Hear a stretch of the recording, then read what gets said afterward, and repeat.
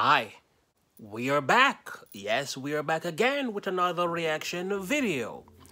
I am yours truly, TR, Nayarex, representing for Glasses Kingdom.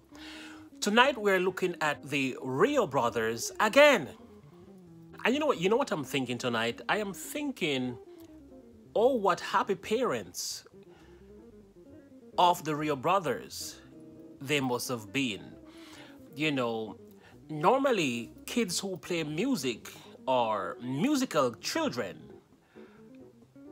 most of the times are smarter and more relaxed than the average kids. Other kids run around and play and make trouble. Musical children stay in the music room and practice music, especially if they are really interested in music. You know, they always want to figure something new. They want to figure their guitars out, their piano, keyboard, drums. They always want to know something new. So musical kids are always the best kids to have at your home as parents or as whatever.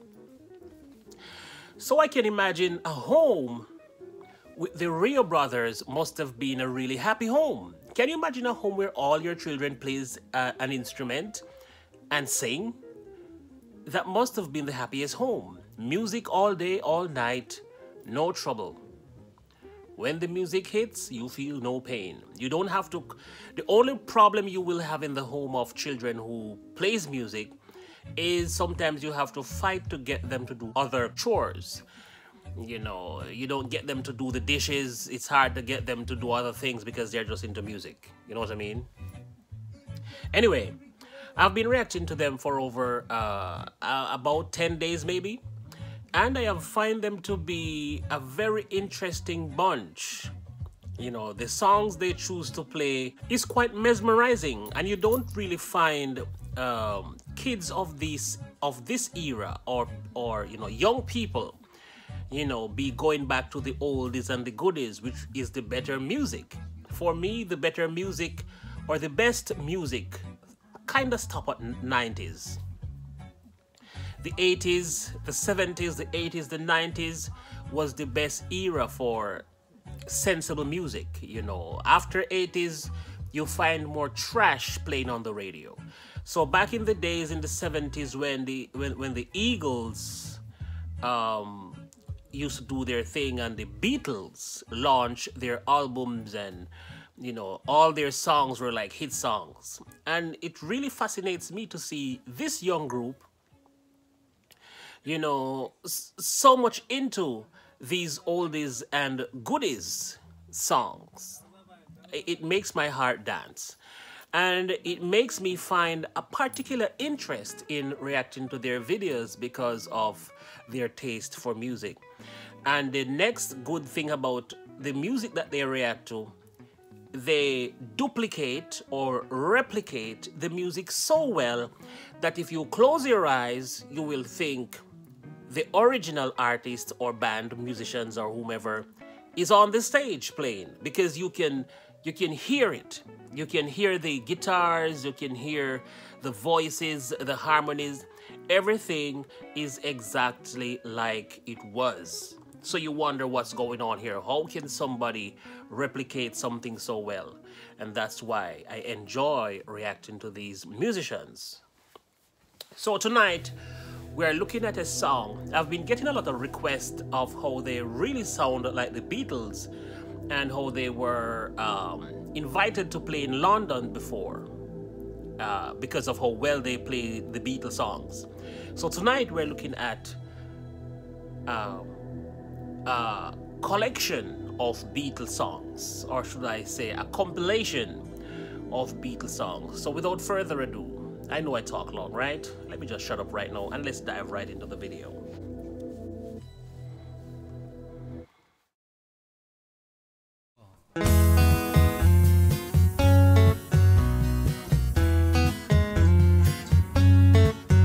There were bells on a hill, but I never heard them ringing. No, I never heard them at all till there was you. There were birds in the sky, but I never saw them ringing. No one ever saw them at all, till there was you. Then there was music and wonderful roses. They tell me in sweet fragrant meadows of dawn and June. There was love all around, but I never heard it singing. No one never heard it at all, till there was you.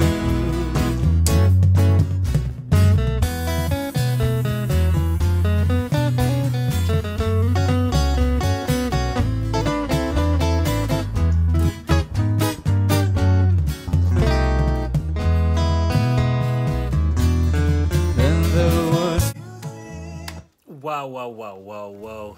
I had to stop there at the end of that section.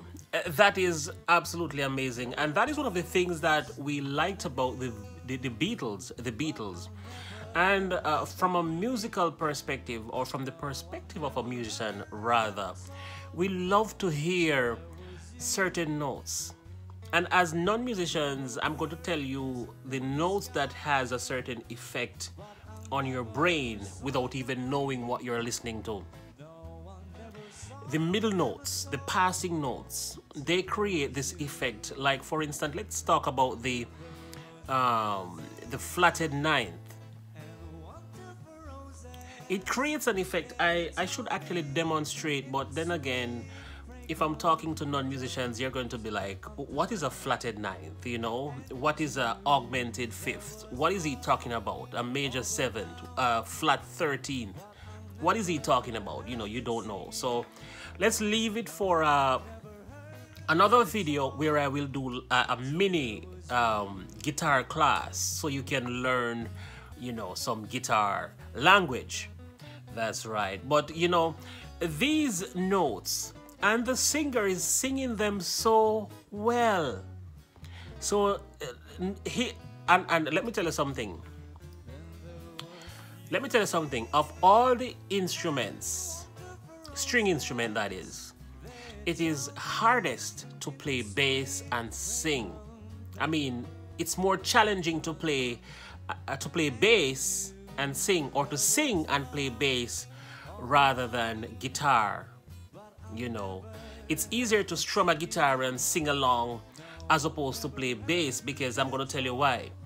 When you strum a guitar and sing, you're playing a group of notes that creates a chord, and so you're just making a strum, and all you have to pay attention to is the rhythmic pattern or the percussiveness of how you play. That's all you need to focus on. But when you're singing, you're using singular notes.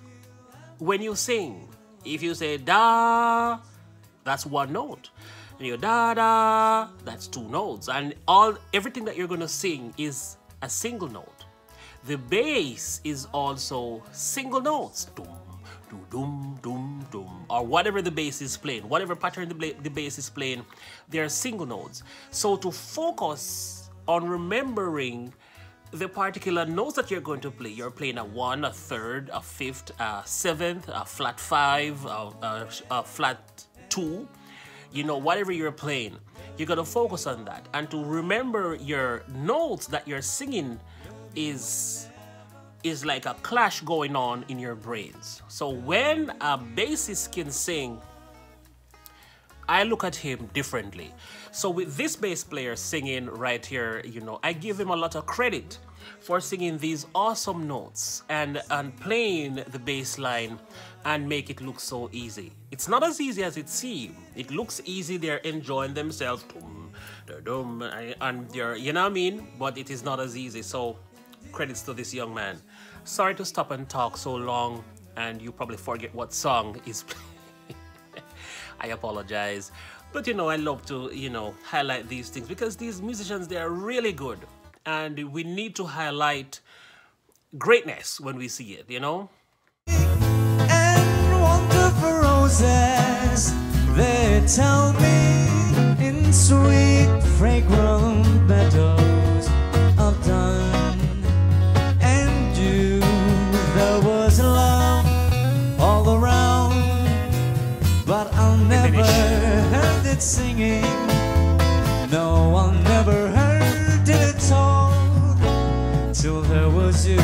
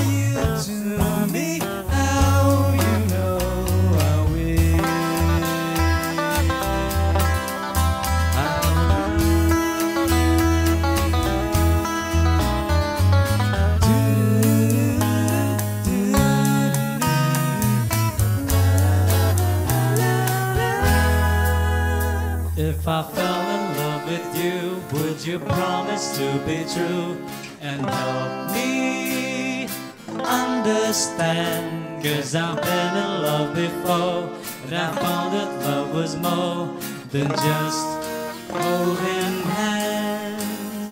Let me stop there for a quick minute again. And I spoke about this in a song that they did before now. I spoke of their unison. Now, everybody can sing unison, but not everybody can sing unison and sound like one voice. Now, this is very important, and why is this important? Every voice have different tonality and timbre and warmness of the voice, and, you know, everybody has their different unique voices. But when a group of 4 people can come together and sing with one voice, that is spectacular. So they are doing a fantastic job. Their harmonies are on point, and their unison is one voice, which is very good. This is not something that you hear all the time.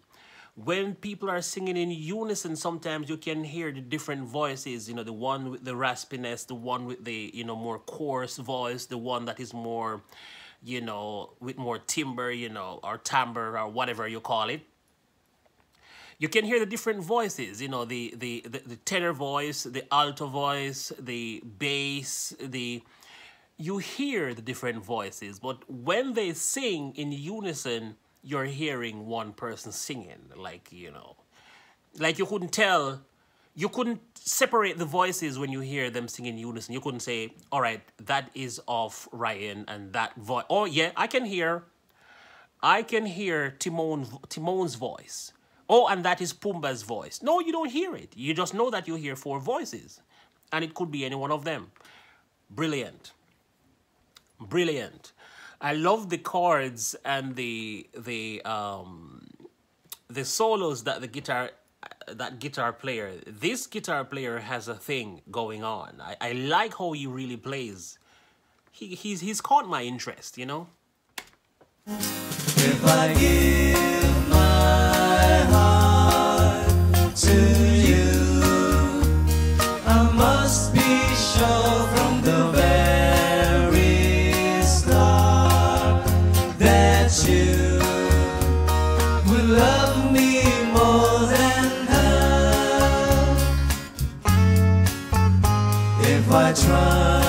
trust in you. Oh, please don't run and hide if I love you too. Oh, please don't hurt my pride like her, 'cause I couldn't stand the pain, and I would be sad if all new love was in vain. So I hope you see that I would love to love you, and that she will cry when she loves me or too. 'Cause I couldn't stand the pain, and I would be sad if all new love was in vain. So I hope you see that I would love to love you, and that she will cry when she loves me or too. If I fell in love with you.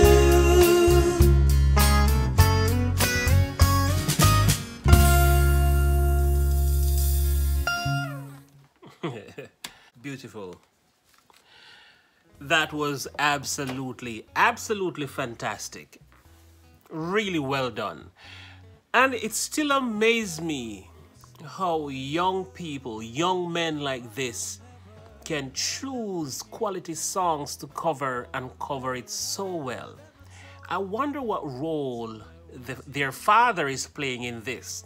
I wonder if their mother were the ones. Because you know, sometimes when as kids you grow up on certain songs and then you become a musician, it helps you to deliver the songs more. So basically, for instance, in my home, there were more hymns, like gospel music. So if you want to hear good gospel music, old gospel music, give me that old time religion and Amazing Grace and those songs, you can check me.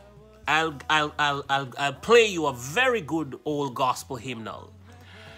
And I wonder if in the home of these guys, you know, they grew up on these type of music. My mother would listen to these music when she's not, you know, when it's not church. These are the type of music she would listen to, because these music, they made sense. These music had strong messages, and, you know, they weren't as secular as they would sound or as they would be called.